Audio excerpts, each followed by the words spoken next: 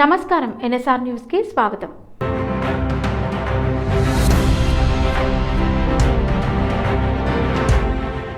రాష్ట్ర న్యాయ సేవాధికార సంస్థ హైదరాబాద్ ఆదేశాల అనుసారం వరంగల్ జిల్లా న్యాయ సేవాధికార సంస్థ కార్యదర్శి ఎం సాయి కుమార్ బొల్లికుంటలోని ఈఎస్కే మార్క్ ఇండస్ట్రీస్ ఇటుక బట్టిలో రెస్క్యూ నిర్వహించారు। పొట్టకూటి కోసం పొరుగు రాష్ట్రం నుండి వచ్చిన వలస కార్మికులు శ్రమదోపిడికి గురవుతున్న విషయాన్ని మరియు కనీస అవసరాలు కల్పించకుండా ఉండటాన్ని న్యాయమూర్తి స్వయంగా గుర్తించి వారికి విముక్తి కల్పించి స్వంత రాష్ట్రమైనటువంటి ఒడిశా రాష్ట్రానికి పంపించేలా ఏర్పాట్లు చేయాలని అసిస్టెంట్ కమిషనర్ ఆఫ్ లేబర్ ను ఆదేశించారు। 8 మంది వలస కార్మికులు అతి దయనీయ స్థితిలో పని చేయడాన్ని గమనించారు।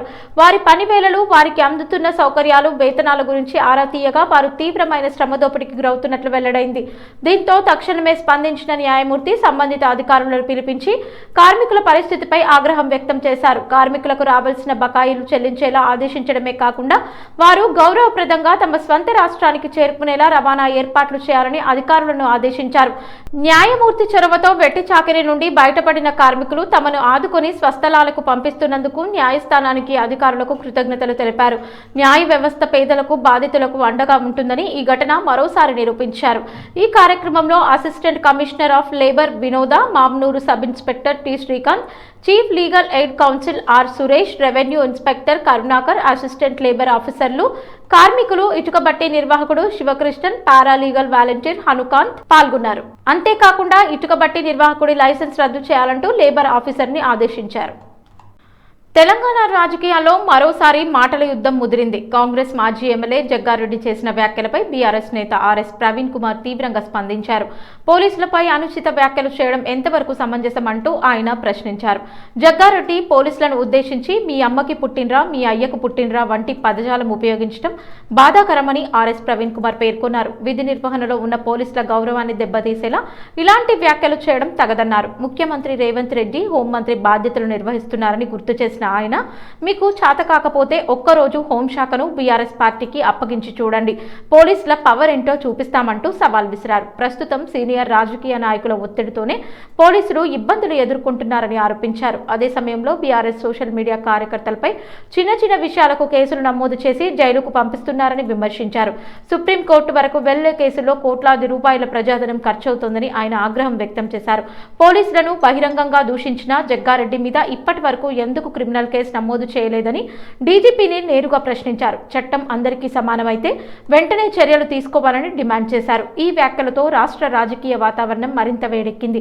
కాంగ్రెస్ పార్టీ నుంచి దీనిపై ఎలా స్పందన వస్తుందో వేచి చూడాలి। మీ ఎమ్మెల్యేలే వాళ్ళ మీద విపరీతంగా దౌర్జన్యాలు చేస్తూ ఉన్నారు। ఇంకా యూనిఫామ్కి ఏం వాల్యూ ఉన్నది? హోంమంత్రి మీరే, మీ హోంమంత్రిత్వ శాఖలో ఉండే కానిస్టేబుల్ల మీద, ఎస్ఐల మీద, సిఐల మీద మీ ఎక్స్ఎమ్మెల్యేనే గాండుగాడు అని అంటున్నారు। అదేమన్నా భాషనా అండి వాడాల్సిన భాష? రేవంత్ రెడ్డి గారు మీరు అదే భాష మాట్లాడుతున్నారు, మీ ఎమ్మెల్యేలు, మీ ఎక్స్ఎమ్మెల్యేలు అదే భాష మాట్లాడుతూ ఉన్నారు। మీకు చేత కాకపోతే ఒక్కరోజు మాకు ఇచ్చేయండి బీఆర్ఎస్ పార్టీకి మీ హోంమంత్రిత్వ శాఖ, పోలీస్ శాఖ పవర్ ఏందో చూపిస్తాం, పోలీస్ శాఖ ఇజ్జత్ ఏందో నిలబెడతాం। ఇంత ఘోరంగా మాట్లాడతారు ఎవరన్నా ఒక డ్యూటీలో ఉండే అధికారులను? నేను ఇప్పటికి కూడా డీజీపీ గారిని రిక్వెస్ట్ చేస్తున్నా, హోంమంత్రికి ఎట్లాగూ చేత కాదు, డీజీపీ గారిని రిక్వెస్ట్ చేస్తున్నా అర్జెంటుగా 353 ఐపీసీ కింద ఈ జగ్గారెడ్డి మీద కేసులు బుక్ చేయండి, మెజిస్ట్రేట్ మీద ప్రొడ్యూస్ చేయండి, ఆయన నెంబర్ తిరిగిన ఆయన అనుచరులందరి మీద కూడా చేయండి। హోంగార్డులను తిట్టే, సిఐలను తిట్టే, ఎస్ఐలను తిట్టే, ఆయన బలంచల మీద చేయకూడదు। ఆ బీఆర్ఎస్ఎల్ మాత్రం అక్రమ కేసులు అన్నీ పెట్టండి, సోషల్ మీడియా పోస్టులు పెట్టినందుకు మా నల్లబాల మీద పెట్టినట్టుగా 16 రోజులు జైళ్ళల్లో పెట్టండి, మమ్మల్ని మెజిస్ట్రేట్ల మీద ప్రొడ్యూస్ చేయండి రాత్రి 12 గంటలకు, అవన్నీ చేయండి।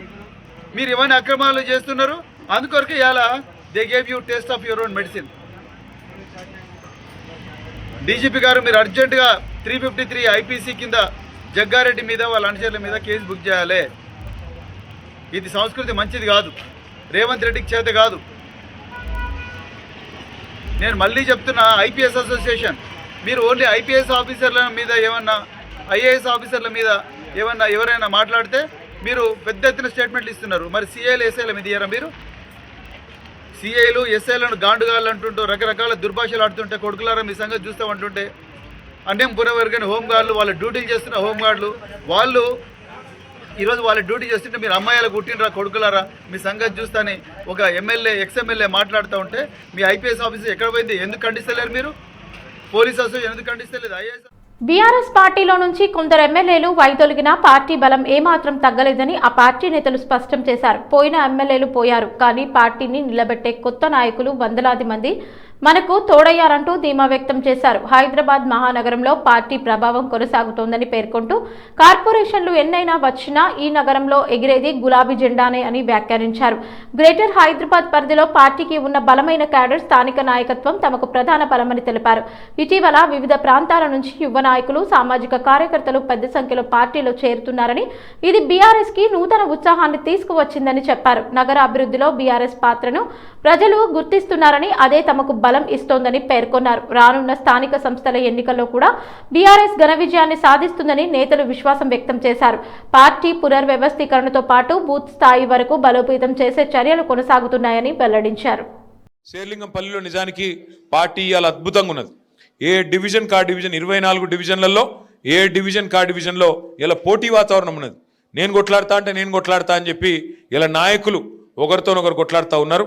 హైదరాబాద్ మహానగరంలో ఒకటైతే పక్కా, హైదరాబాద్ మహానగరంలో నాకు తెలిసి నాకున్న అవగాహన మేరకైతే కార్పొరేషన్ 1 2 3 4 ఎగిరేది మాత్రం గులాబీ జెండానే. ఇది మాత్రం పక్కా, అందులో ఏ అనుమానం లేదు, ఎందుకంటే మనకు నాయకత్వం ఉంది.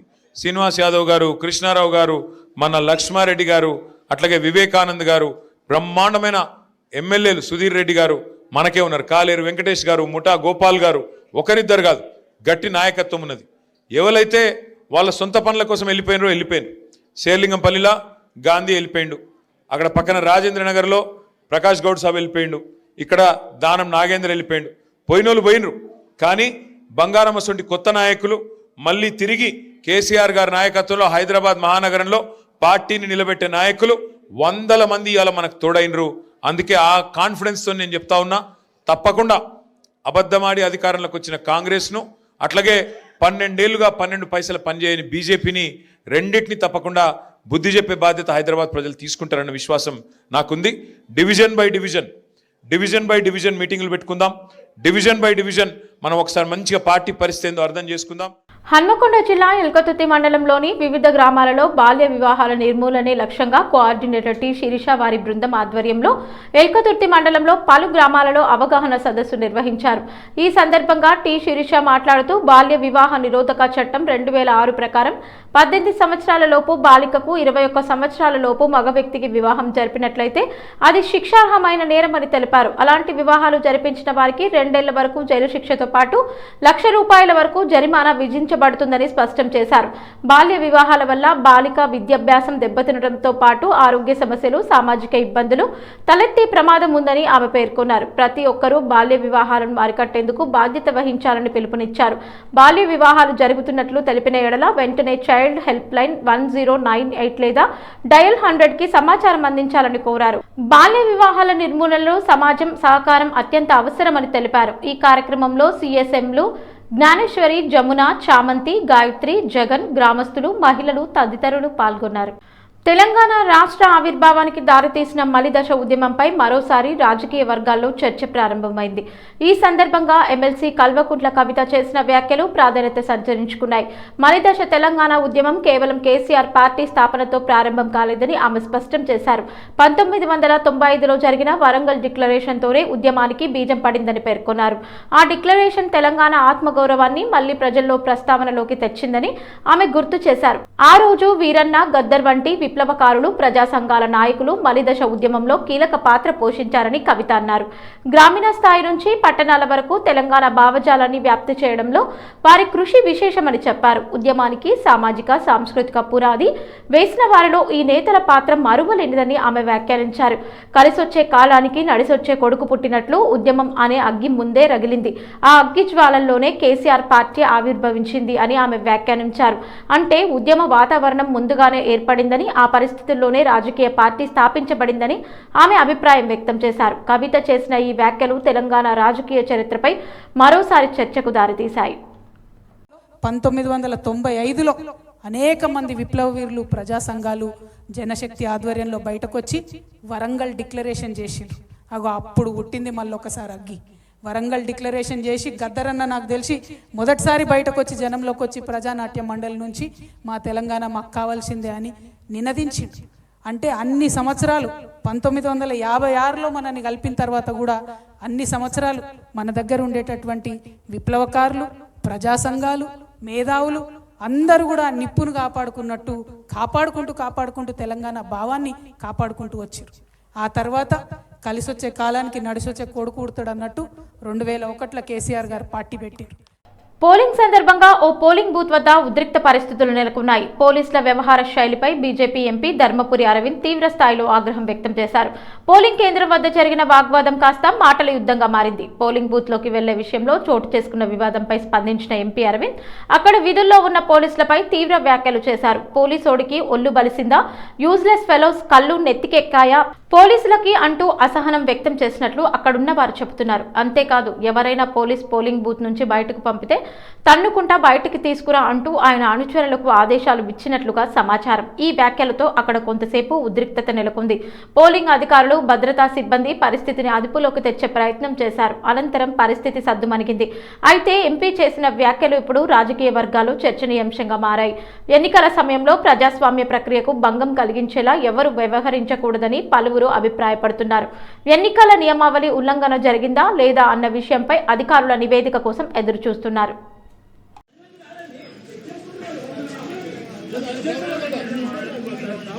చెక్ చేసుకోవచ్చు ఎంపీ గారు ప్రతి కాలేజీ చెక్ చేసుకుంటారు. మీ పోలీసు వాళ్ళు డ్యూటీ శాఖ చేసి ఇవన్నీ కావు. మీ పోలీసు వాళ్ళు డ్యూటీ శాఖ చేయాలి, డ్యూటీ మీరు శాఖ చేయాలి. క్యాండిడేట్ బయటకు ఎట్లా పంపుతారండి? పంపిన క్యాండిడేట్ ఇక్కడనే ఉంటాడు.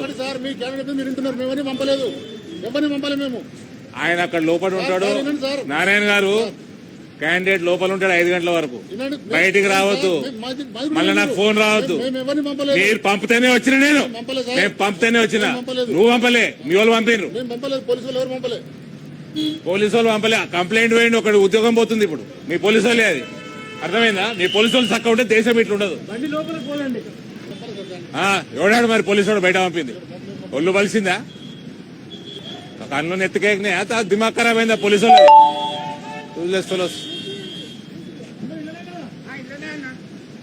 రే నువ్వు లోపడు నువ్వు బయటికి రాక 5 గంటల వరకు బయటికి రాకు. లోపడు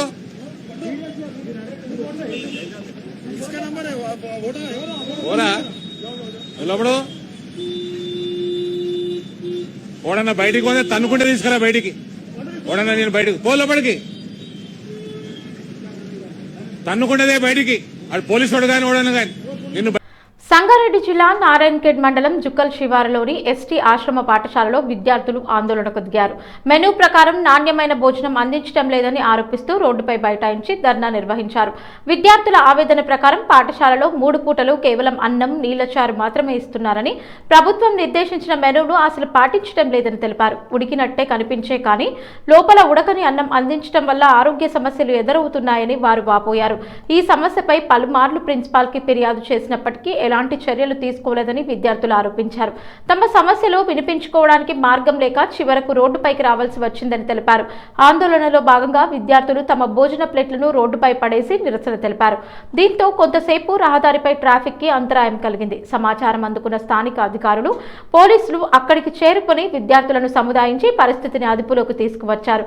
పాఠశాల నిర్వహణపై విచారణ జరిపి తగిన చర్యలు తీసుకుంటామని అధికారులు హామీ ఇచ్చినట్లు సమాచారం.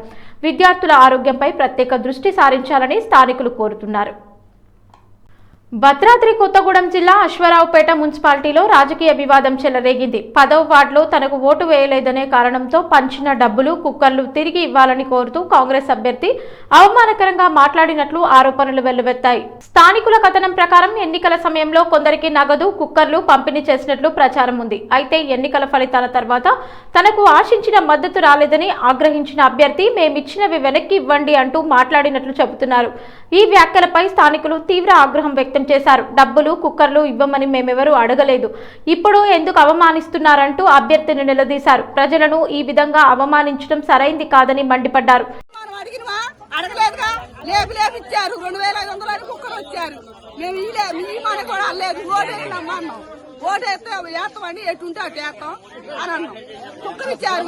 2500 డబ్బులు ఇచ్చారు. మా కుక్కలు మాకు ఇచ్చాయి, మా డబ్బులు మాకు ఇచ్చాయని అంటాం. బాగుందా? మేము ఇవ్వని అనలేదుగా. 10ంటికి వచ్చారు, ఇచ్చారు. గుమ్మాలు లేపి కొట్టారు, తలుపులు తీసి ఇచ్చారు.